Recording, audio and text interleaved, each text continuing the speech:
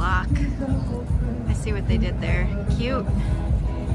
Come along with me. We're going to go to Alton, Illinois today and hopefully see some bald eagles. Let's go. Real quick before we get into this video today, you're going to notice, especially if you're local, that I have somehow mispronounced the name of this town. It is not Alton, Illinois, which is what I say every single time you watch this back. It is Alton, Illinois, which I know it's spelled with an A. Whatever, my brain, this is what it's going to be like, folks. Today we're headed off to Alton, Illinois for their Eagle Ice Festival. It's the 17th year that they've been doing this, and I understand that this is the first year they've done it for 2 days in a row. And since we are so close to the Mississippi River, it's just over to my left, beyond those trees. These birds, and millions of birds, use the Mississippi River as a superhighway for migration. So they're coming down the river, and we all get a chance to experience them. Had to play the Eagles today. So here we are, we're crossing over the Mississippi River here, heading into the town of Alton. Had to make a pit stop at McDonald's. It was a long drive, so we're gonna head on over and check out some live music and see what else they've got going on over here.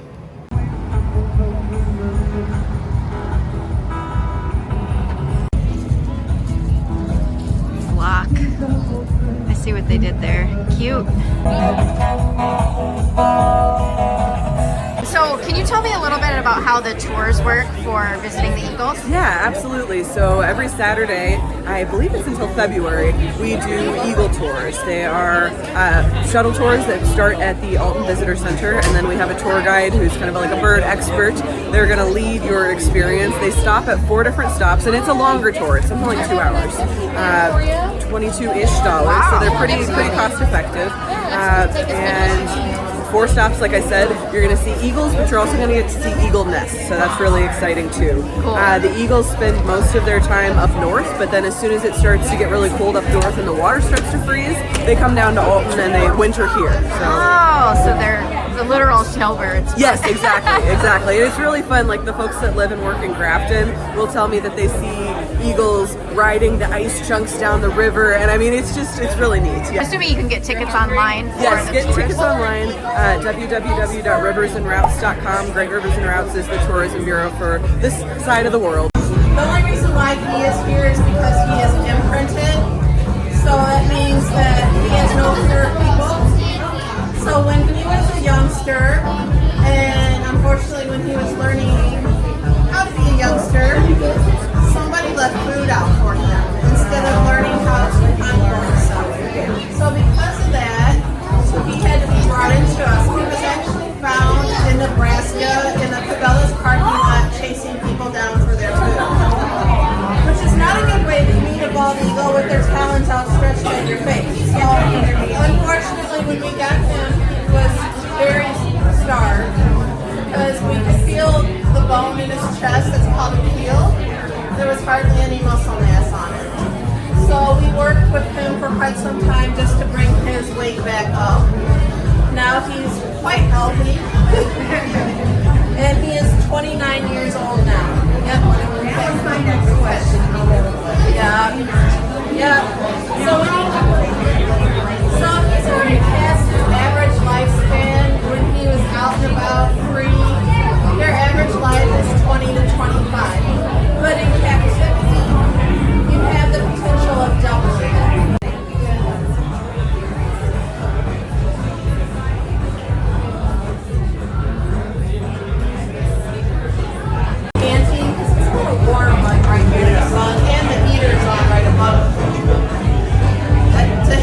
He's got 7,000 feathers on him, so he's white. So if I pull his feet off, the blood in his feet will start circulating through his body, and it helps him to cool off that way. Well, that was really interesting. Sad to hear the story of this bald eagle who imprinted because humans fed them when they were young and they couldn't survive on their own, and so they essentially would have starved to death. So in case you needed another reason not to feed wildlife, there's another one. But really interesting. I had no idea that they had 7,000 feathers. on them. So if you're in this area in Alton, Illinois, or anywhere along the river towns, Missouri, Illinois, particularly in the southwest of Illinois, this is where they like to come in the cold months of January and February. I'll leave the link in the description and somewhere on screen if you want to check out one of these tours. I'm sad to say they were all booked up today by the time I got myself down here, so I wasn't able to do one of the eagle tours today, but I will plan on doing that another weekend. So hopefully you'll get a chance to as well experience these birds. January and February, there's not a whole lot going on. If you're broke like me after the holidays, this is a really good event. Get you out in the sunshine, get you out in nature. Fun, family-friendly event, so hopefully you get a chance to check it out. There's the Alton, Illinois sign. Pretty cool. I also completely forgot that while I was here, I wanted to go check out the Alton Giant statue. So Robert Wadlow was the world's tallest man, and I think he grew to like 8 feet and taller because of a pituitary gland issue. So there's a lifelike statue of him somewhere in this town, so I'm going to see if I can find it and go check that out real quick. Here we are at the Robert Wadlow statue of the world's tallest man. You can see him from all the way back here. For 8 feet tall. This is in, I guess you'd call it the historic downtown district of Alton, Illinois. Across the street there is the Art and Cultural Center, I believe it said. History Museum. It's pretty down here. Let's go check it out. So I've seen stories about the Alton Giant over time, and I guess he lived until 1940.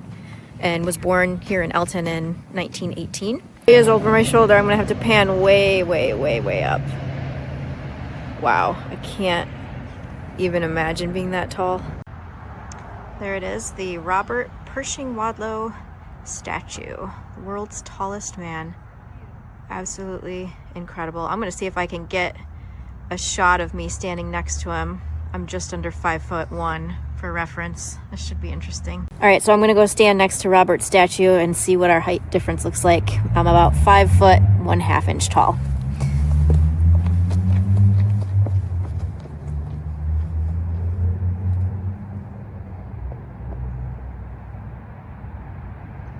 Like his hips? I don't know. That's crazy.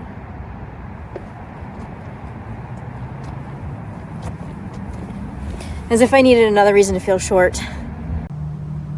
Robert's shadow is looming over me in the background here. Wow, so this is a replica of Robert Wadlow's chair right over here. And it's hard to tell the scale. I'll see if I can sit in it. I'm gonna go try and sit in Robert's replica of his chair.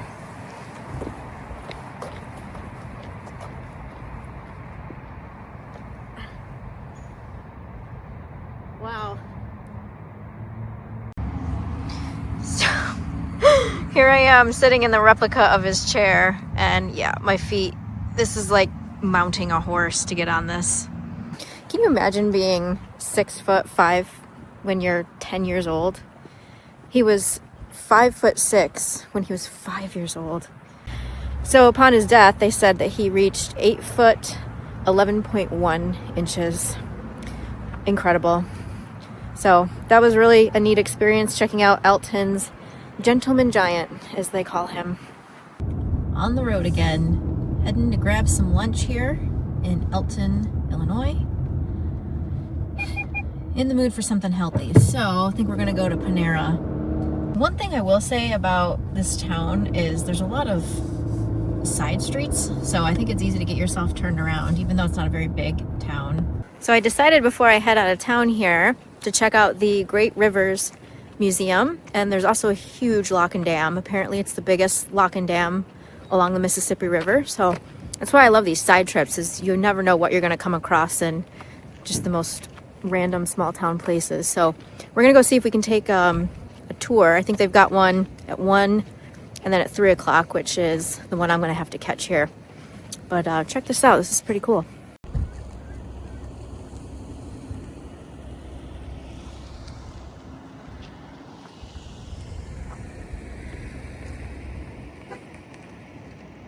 Mississippi River.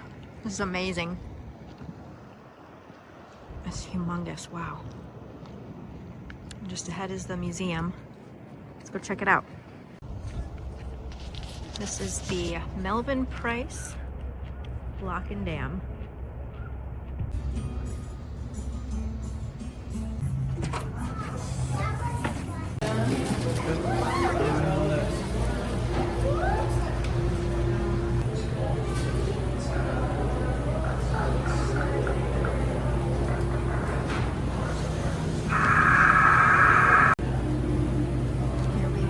Osprey.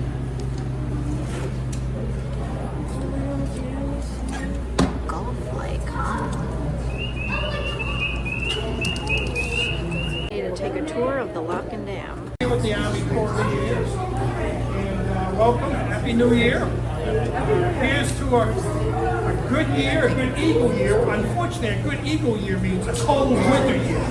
So, you want to see the eagles, we need some cold air. We might see some of them up today. You gotta look, there's an eagle nest over here, and there's an eagle nest up the road. Flying around this morning, and see them lately. We are going to go to the top, so one last time, there's no bathroom up there. We're 90 feet up. We'll take this room. So, no bathroom. We have two goals on our tour today. One is maybe see some eagles. Like if we see one, but maybe we'll see a trumpeter swan, or maybe a pelican. Maybe we'll just see a little hole.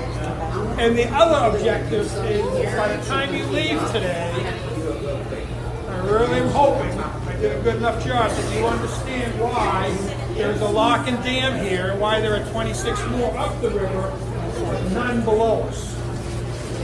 Heading over to the tour now to see the Lock and Dam. Here we go. That's how we get to these dams. These dams were initially built to increase the water level in the channel so we can maintain our commerce. President Roosevelt quickly accepts it as a WPA project, and so they're employing, think about it, 26, 27 dams here. This was not easy work. It was all grunt work. Steam shovels of the old type, bulldozers of the old type, and they were completing these projects in 2.5 years. I don't understand how they can do that so quick. They can't build 5 miles of interstate in 2.5 years.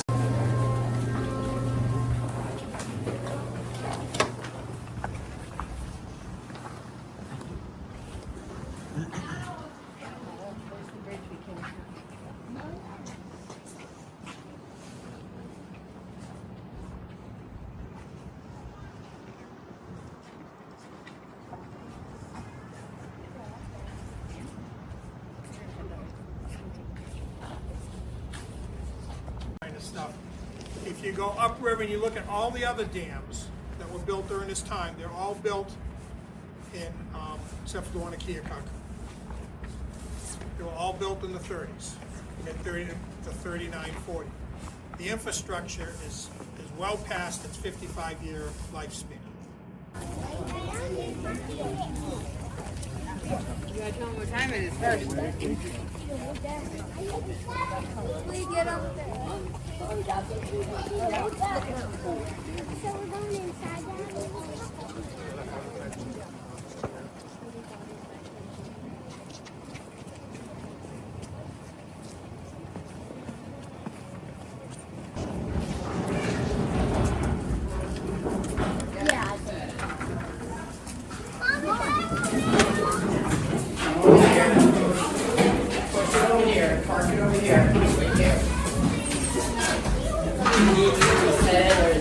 What happened in the spring and summer of '93, and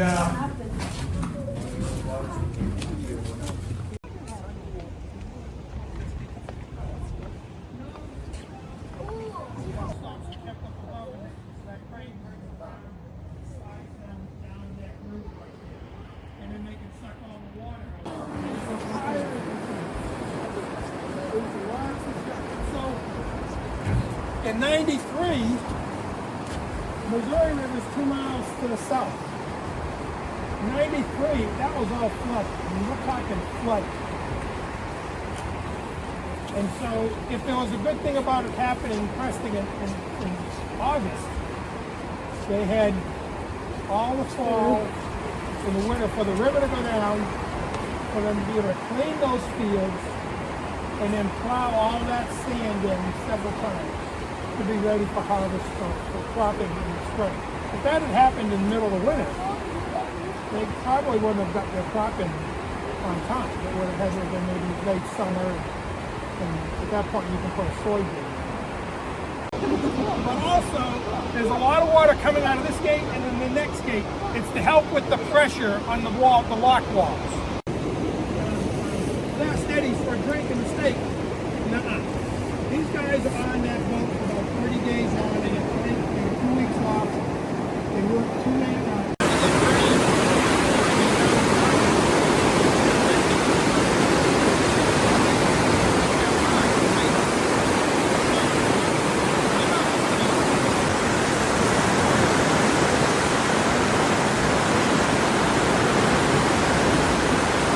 It's a really interesting tour. I didn't know that this was here mainly for commercial purposes, not for flood control.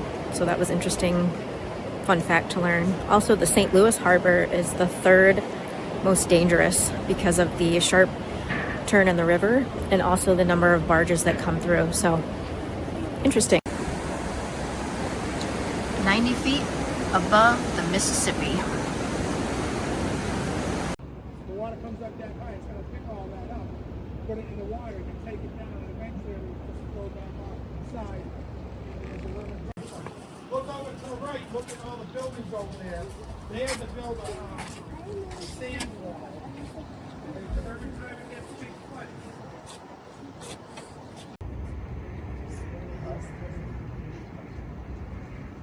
It's been a full productive day here in Alton, Illinois. I'm really glad I came here. It just goes to show you that sometimes these ordinary towns can have a big impact on you. And I learned a lot today, both about the lock and the dam and the river system. And we had a great tour guide and it was a lot of fun, and saw one eagle, was hoping to see more, but definitely be back. And if you want to come and see the eagles, now is the time, January through February, along the Mississippi River here in the Illinois-Missouri area. So highly recommend it if you get a chance to come out, and maybe you'll see some eagles, eagle's nest.